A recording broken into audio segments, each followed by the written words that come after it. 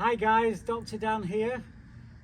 Little bit of a different setting today. I've been removed from my clinical setting and I'm at home on the ranch where we have a number of animals.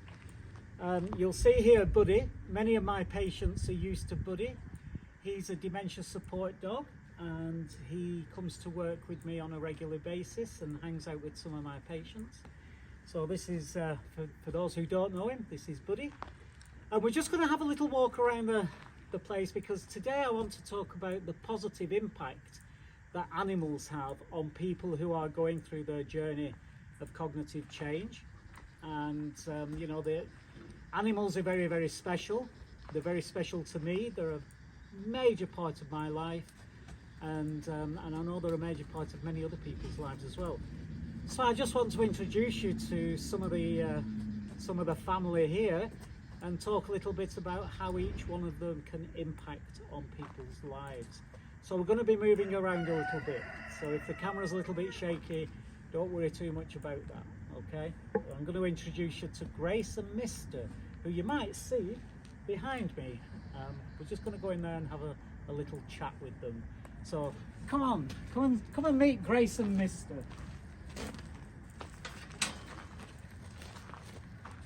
He's already ready. Good boy. Come here. So you'll see that they've got these masks on, and for people who are not used to horses, these are fly masks because it's fly season. Keeps the flies away from their eyes and their faces. This is they like carrots. This is Mr. He's a 23-year-old gelding. He's a quarter horse, and he's very, very loving, very caring. And this is Grace. She's a 17-year-old foxtrotter who's a great jumper. We often go and jump fences and things like that. Now horses are amazing because what they can do in a herd is sync to each other's heartbeat. When it comes to working with people, if we're experiencing anxiety, mood disorders and things like that as part of the journey, they're able to sync their heartbeat with your heartbeat and then bring your heartbeat down. So you may be aware of the fantastic work that wild mustangs do with vets and people who are experiencing PTSD, and that's one of the reasons. And of course, another reason why it's so important to connect with animals is the communication aspect of it. Barring a few examples, the majority of non-humans don't speak the human language. It's very often body language. They don't pretty much understand a lot of what you say to them. They listen to you and they look at you, but they've no clue what you're saying. But when it comes to body language, they understand that a great deal.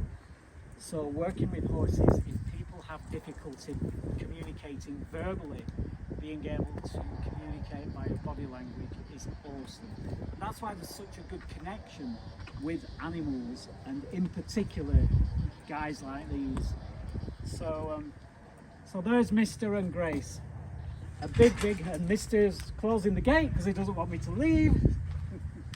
But I'm going to leave, and I'm just going to leave them alone and in peace while I introduce you to our next very special guest in today's show. So follow me.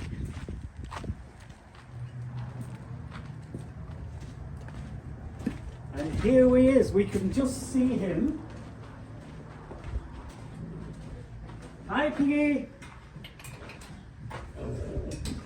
Now this is Piggy. I'm going to gently ask him to move away from the gate so that we can get in. One of the things about the animals on this ranch is that the majority of them are rescued. And this is Piggy. What's his real name? Whose real name is Kosher. That was the name that he had when we adopted him. And Kosher He's a very special guy. He used to live in a house with 250 dogs. 250 dogs and kosher. And he was very, very overweight.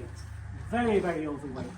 So he's been on a diet, and unfortunately he has some severe arthritis in his legs and his back.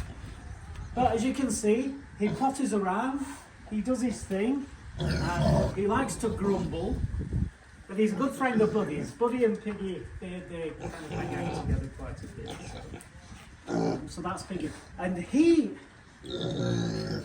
very therapeutic because you can hang out with him and he likes to be brushed.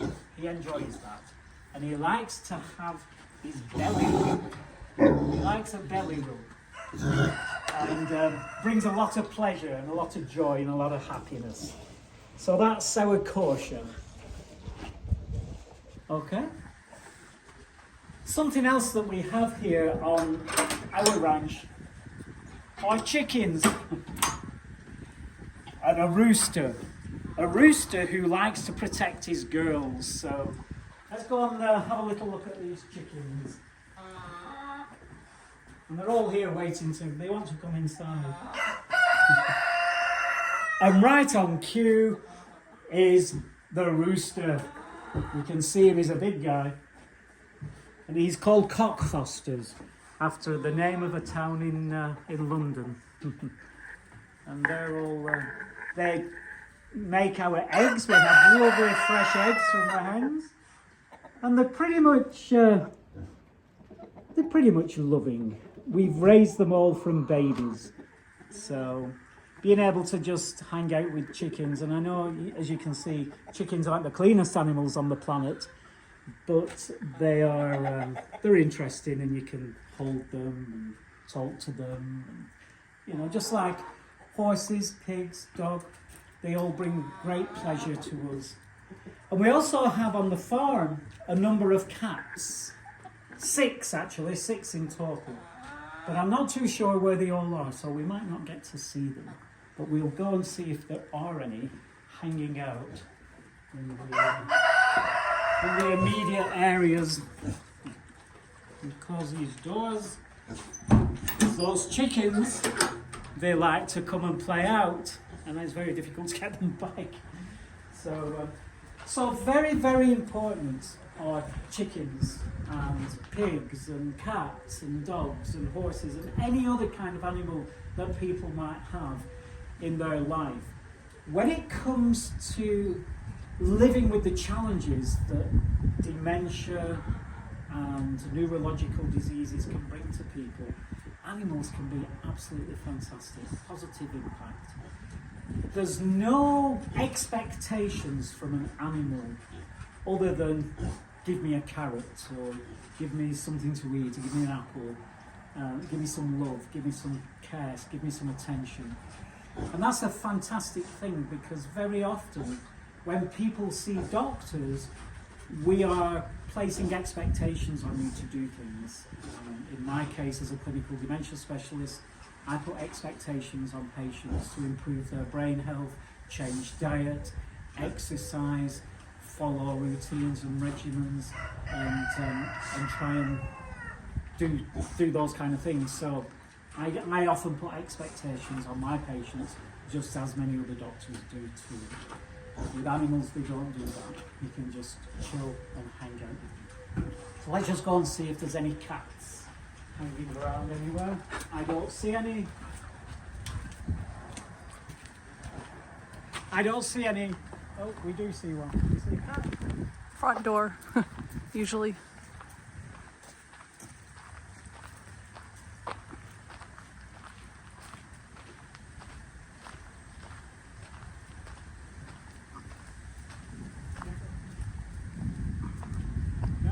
No cats.